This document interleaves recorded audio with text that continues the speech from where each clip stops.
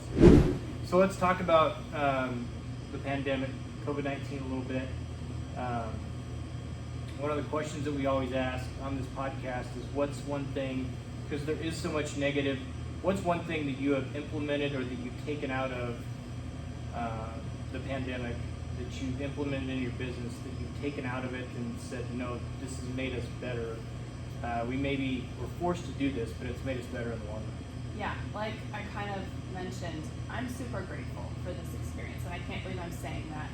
But having Kearney shut down in March, having to close this store, having an entire nation and country and world shook up by the same thing happening at one time, it gave me freedom. And that might sound really strange, but I think that most business owners, if you don't have a sense of fear in your belly, you might not be doing it right. It's not like we all have the answers. Right.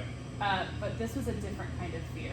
I had to pivot, and I had to pivot quickly, and I didn't have time to worry about if the decisions I was making were going to hurt or affect people the way I probably would have before COVID. Right. I just had to act. And because of that, there are things that Baristas has done for the last 20 years, and because they've always done them that way, that's how we never changed. Right. And we needed to change, and COVID provided me that opportunity. So, like I mentioned, because so many corporate coffee shops opened and other stores opened, our pie got smaller and smaller, even though we opened that second location. So for 2 years, we were, barely profitable at all, and that was tremendously difficult. We were having to make a decision: do we keep both stores?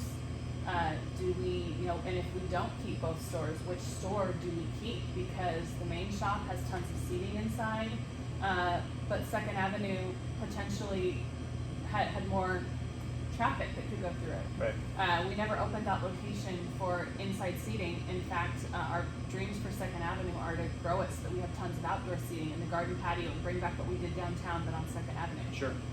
We were not getting ahead fast enough to keep growing in that direction. So we were trying to face some really difficult choices in February, March. And when we shut this shop down, my fear was that I would be sending all of the people that came here out to my competition. And instead, I was so grateful that all of the people that came to this store went over to our Second Avenue location. And instead of us having to struggle, and instead of us floundering or like being still, we were actually thriving. And just that fear being gone of like, will they support us? And I realized, no, we have this amazing product, we have this amazing customer service. There's just not enough people that know about us. And actually shifting all of that traffic over there brought even more attention to what we were doing. Also, we have been offering free delivery on orders of 4 drinks or more for the last 10 years. And I was screaming that at the mountaintops. We're the only coffee shop in town that offered free delivery. And some people might say, well, I just want 1 drink. I need to have like a $20 minimum to warrant a barista going out and maybe me coming to you, which is why we have 4 drinks or more. But if you're at the office or you're at school or you're even at home and having people come over, how convenient is it to have the drinks come to you hot, fresh, made? I mean, wow. But when COVID happened, suddenly everybody knew Baristas, delivered, and that was incredible. So Edgar and I were also able to do something else. In us trying to debate which store we would keep or could we keep both, this store was very tired.